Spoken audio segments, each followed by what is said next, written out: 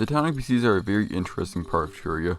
They're the only people that you have to interact with on your adventure to save the world, and they're a good way to get away from all the fuss of boss fights. Most of them will even sell you things to aid you on your quest. But, like all things, they are not created equal, so I decided to rank the NPCs in Terraria. First things first, this video is my opinion. So if I put your waifu at the bottom or your sworn enemy at the top, don't get too upset about it. Now that's out of the way, time for some ground rules. First, there are 29 NPCs. I will rank 28 of them because the old man at the dungeon does not count. Second, I'm only ranking NPCs in the game, so no mook money, whatever. Finally, I'm ranking them based on a couple criteria. First and foremost, what purpose they have. NPCs selling useful things will be higher than NPCs that don't. Second, design and personality. If I want to talk to an NPC just because they like what they have to say, or just because they like them, that'll net bonus points. With all that said, let's get right into ranking Terraria NPCs. Number 28. If you ever wanted an incredibly niche NPC who will probably never talk to you, the stylist is right up your alley. The stylist will change your hair and sell various dyes to make it look fabulous, which is fine at all, until I realized that about 90% of Terraria players wear helmets because they look infinitely cooler. Even though she doesn't have a very interesting personality, and while she drops a weapon upon death, if you're exploring spider nests, a melee that does 14 damage is gonna be pretty worthless. Overall, the stylist is just a slot filler NPC that really could have been replaced by a fancy dresser. Number 27. Despite being one of the first NPCs that shows up in niche world, no one talks to the Demolitionist. He sells bombs, small bombs, large bombs, and some bombs with special properties. That's cool and all, but this could just be me, but it always feels like I have enough bombs they don't need to talk to him, like, ever. His dwarf-like appearance is a pretty neat reference, but that doesn't counter his lackluster selection in this shop. If you're still scared of bombs, maybe I buy them from him when building an elevator, but he doesn't, so I typically just walk past him on my way to other NPCs. Number 26. If there's one NPC I feel everyone always forgets about, it's the pirate, and justifiably so. Sure, he talks in pirate. I have pirate speech response to the next guy. But what he sells is surprisingly unhelpful. His big seller is the cannon, which is a fan favorite according to about 3 people. Aside from that, he sells mostly unappealing vanity items. I don't know, man, he just was kinda unfinished, especially when compared to his brother from another event. Number 25. Builders love him. Found how to change the color of your world with this one simple trick. So, the painter may be good for advanced building. Whoopee. But in most regular old playthroughs, this guy doesn't do much. It really doesn't help that talking to this guy is about as boring as watching paint dry. I'm sure he put his heart, soul, and personality into paint. Quite literally. If you're doing a regular old Terraria playthrough, the best you're gonna get out of this guy is a neat painting or two. But on top of that, he doesn't even sell the best ones. No Drydesk, Destroyer, Icy's the End, or the biggest defender, Guide Picasso. Number 24. He's spooky. He's scary. That's right, folks. It's the one and only Skeleton Merchant. This is one funky lad. Unlike most other NPCs on the list, this guy doesn't move into a house. Also, unlike the previous NPCs on the list, he actually sells useful stuff. Yeah, there's some genuinely good things sold by him. If you're a big yo-yo guy, you're gonna need to track him down, as he's the only way to get the glove. Magic Lantern is a wonderful light pet to have in pre-hard mode. So why is this guy so low? Well, because this guy is stupidly hard to find. Why? Why can't you just move into a house like a normal person, you twat? Number 23. Who doesn't love Santa Claus? Santa is an NPC who only shows up in December and sells entirely vanity things, so he's far from the most practical. But come on, he's Santa. Christmas trees are a fun distraction, and you can even get a full Santa outfit from him. Is he useful? Not all. But is he fun? Most certainly. Number 22. The Wizard is an odd fellow. He seems to be one of the most iconic hard mode NPCs, and sure, he has a great design to him and has some solid lines, but his shop is a bit underwhelming. He sells spell tomes, which are pretty useful, and the crystal ball, which is good for both mage and ranger. But aside from that, most of his selection is just single-use materials and some vanity things. Music boxes are pretty neat though. And this guy's loads better than everyone before him, but he's still a bit lacking. Number 21. The golfer is an NPC I really don't have much experience with. I haven't done too much with 1.4 and I don't think I've ever picked up a club. Despite that, the golfer's pretty cool. He sells a whole lot of pretty solid things, which is a good reward for golfing. I love his punny names, you know, all 7 of them. Overall, for a completely optional NPC, the golfer feels really fleshed out. Number 20. So, the exact day I finished writing this script, Relogic announced 1.4.1. which has a new NPC, so thanks, I guess.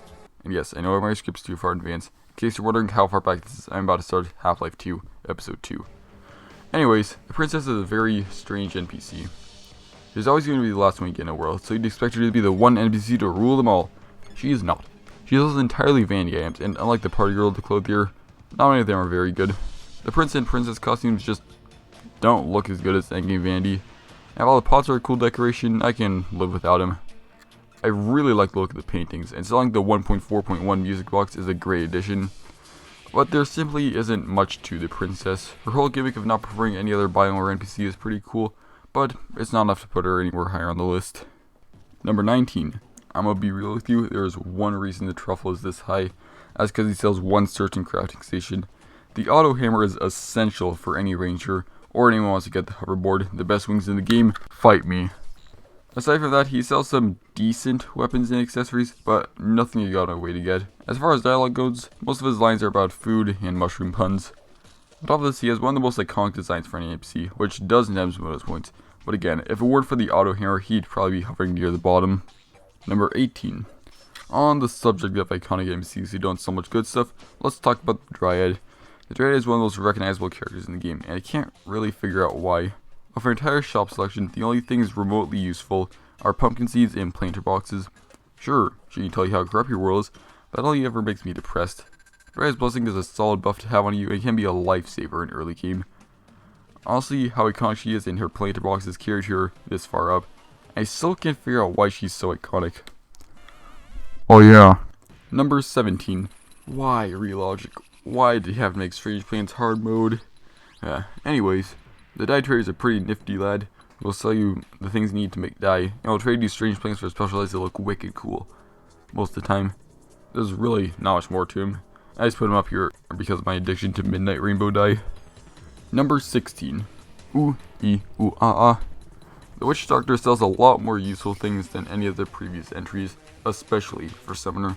I mean, this guy gives you a full set of armor and 2 accessories, as long as you pay a very steep price. Jungle Wings are also very useful, especially at the start of hard mode. Water fountains are fun, and the viewing station is fantastic for melee users. There's not much bad I can say about the Witch Doctor actually, aside from the fact that he needs to lower his prices. I mean, 2 platinum for a floating mask. Number 15. If you want to take down gods in Terraria, you need to look good while doing so, which is where the clothier comes in. This fine gent will make you look dapper in no time. Unlike a certain other NPC, his effects will be visible. The clothier also seems to have something new every time you talk to him, so it's great to stop by often. Special shout out to the familiar said, in case you put effort into making your character under your armor look good, and you want it to show. But my personal favorite, Band Aims are underpaid by the clothier, which is why I put him at number 15. Actually, he would be lower, but I couldn't do Chippy that unjust. Number 14. Wait, the angler at number 14? You can't do that. He does the give the bad. I admit, the angler can give some mediocre rewards for fishing, but he can also give some great rewards. First, fishing itself is pretty fun, and getting anything from that and having reason to do it is cool. Plus, this guy gives some of the best items in the game. Bottomless water bucket and sponge, cell phone materials, golden net, golden rod, you name it. But at the same time, he can give some garbage rewards, and he's a bit of a prick. So that's why he's put solidly in the middle. Number 13. The Tavern Keep only sells one kind of drink, so he's bad at his job. Anyways, the Tavern Keep is used for the Old One's Army, a very rewarding event, especially for Summoner. The event has so many different bosses and variants that replaying it is required to see all of it, and you get different goodies each time, so you have reason to do so. And you use new weapons each time, as sold by the Tavern Keep.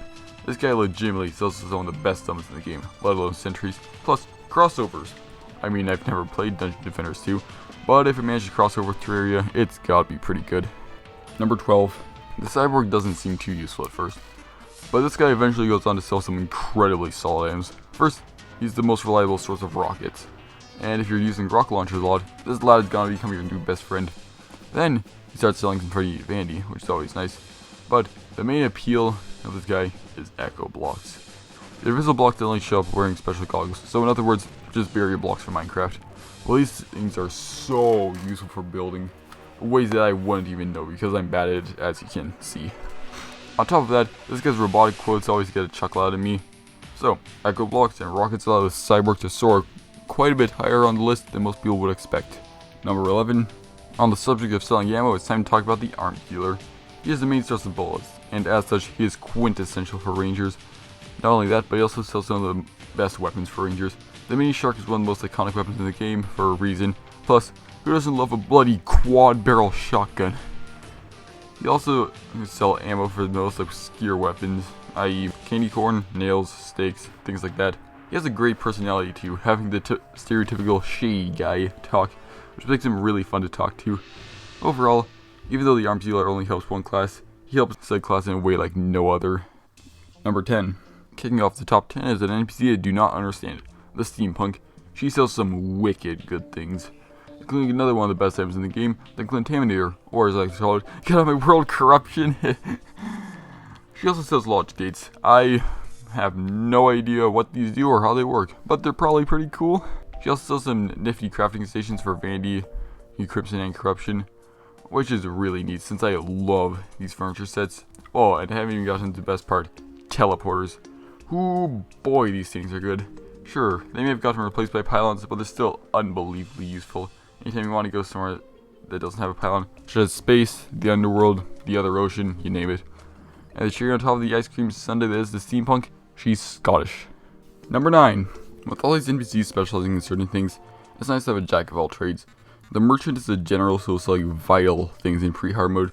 Torches, arrows, even your starting tools if you lose them. Sure, he may not be as helpful in hard mode, but he still sells a lot of useful things, like a disco ball. Okay, that may not have been the best example, but you get the point. I love the merchant's car dealer personality. He knows that if he tries hard enough, you will buy something from him. On top of all this, the merchant sells a piggy bank, a lifesaver for anyone trying to get a more expensive item, such as the mini shark, which happens to be another unbelievably useful item in pre-hard mode. While the merchant may not be super useless throughout the entire game, he has his role, and he fills that role with flying colors. Number 8. Speaking of NPCs who show up at the start, we need to talk about the guide. So this lovely lad here is your starting NPC in most worlds, and there's a good reason for that. He'll tell you what you can craft with any enemy you bring to him, and he'll give you pointers on what to do next. This guy is quintessential for your first playthrough, as without him, you're gonna be pretty lost. So, this guy's a walking tutorial. Can you do anything else? Well, yeah. You see, he has this neat little thing where you can sacrifice him to an ungodly mass of pulsating flesh. Neat, huh? Yeah, you don't just need him on your first playthrough. The guy is the only 100% necessary house NPC in the game. There's no way around having a guide, so you might as well come to like him. And like him I do. He has the same energy as someone introducing their friend to the game, which I just love, as it makes sense according to the best part of the guide, the lore. According to the lore, the guy is the past Terrarian, whose task is to now help his successor, making it all the more painful when you're forced to sacrifice him. This guy's great. He's got everything going for him. This guy should be the face of Terraria, not some random girl covered in leaves.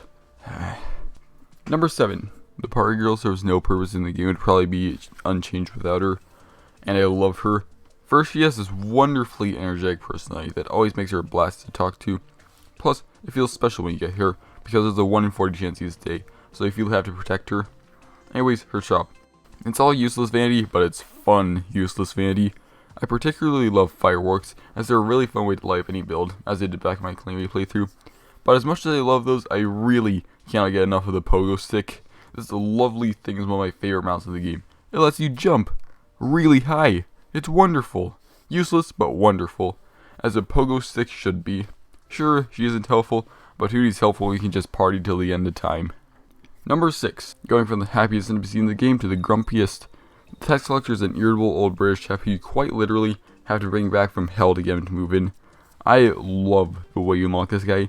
It's so funny and unique, and shows so much of his personality. Anyways, what does this bloke do? Well, he gives you money. Simple as that. The more NPCs you have, the more money you'll get. Simple and to the point. And around 2 gold each day with every NPC is nothing to scoff at. There's really not much more to this guy. He's just a cool reference to a Christmas Carol who happens to pay you. Clean and simple. Number 5. I really never understood wiring in Terraria. Like, sure, I can enable a switch to turn on lights or activate blocks, but that's just the basics. Even with my limited knowledge, I love the mechanic. She sells nearly everything you need for the grand design, which is an engineer's wet dream. She's the only reliable source for wires, which she uses for, oh yeah, pretty much everything. She sells a TF2 reference. She sells timers. She sells a fishing rod for some reason. Sure, her entire personality may be stupid engineering jokes, but they're funny stupid engineering jokes. I may not understand her very much, but the mechanic is a very useful NPC. If you purchase from her and the steampunk, your wiring possibilities are endless. Number 4.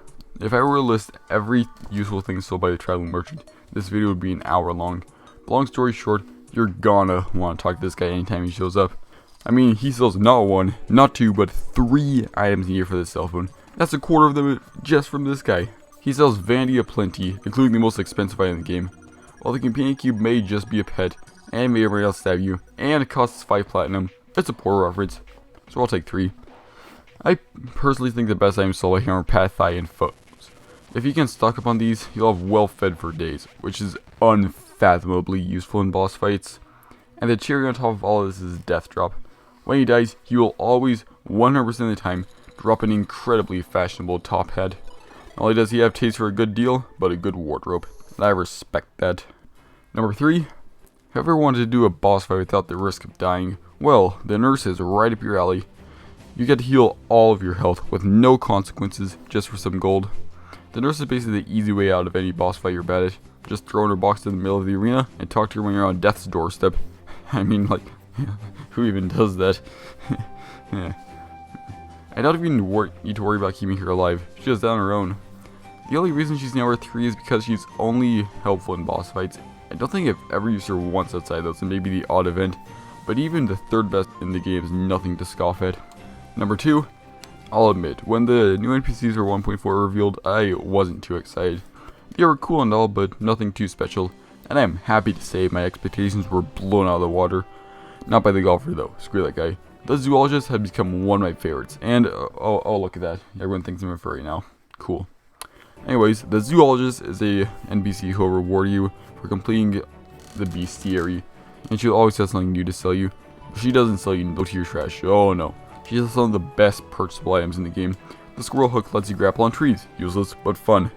The globes let you change how your world looks, so you can have the perfect background and say goodbye to those ugly trees no one likes.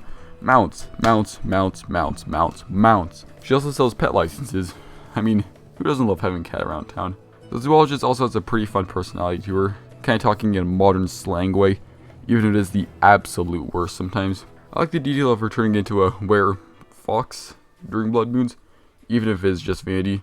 But somehow, I still haven't even gotten to the best part. Once you complete 100% of the bestiary, the zoologist will sell the universal pylon, which you can warp to from any pylon with no prerequisites. So instead of spending dozens of gold on teleporter wires, you'll spend dozens of hours trying to fill this thing out. Would I recommend trying this? God no. But still a nice reward. It further adds to my reasoning of why zoologist is the 2nd best NPC in the game. But we all know who no one would be able to top. Number 1. Who could number 1 be other than the Goblin Tinker? The ability to reforge is just completely unmatched. You get to change how good your weapon is for just a bit of gold. Sure, he can scam you sometimes, but reforging is just so good, it won't even matter, even if it can be a bit annoying. But even if you didn't have reforge, he'd still be pretty high on the list, because he sells the Tinker's Workshop, one of the best crafting stations, as it allows you to combine accessories until they become unmatched in power, and selling the rocket boots help your case quite a bit too. Since this guy is unlocked really early in the game, it's going to be helping you throughout your whole playthrough, and you're going to put dozens of coins in his pocket, but it's for a great cause, which makes the Goblin Tinker the best NPC in the game. Whew, that was a lot to sit through. In case you're wondering, I said NPC 39 times throughout this video. Anyways, if you liked the video, tell me that in a comment, or maybe by subscribing. It helps me grow, and it's free, so it's not like you're losing anything. With that said, thanks for watching the video, and I will see you all next time.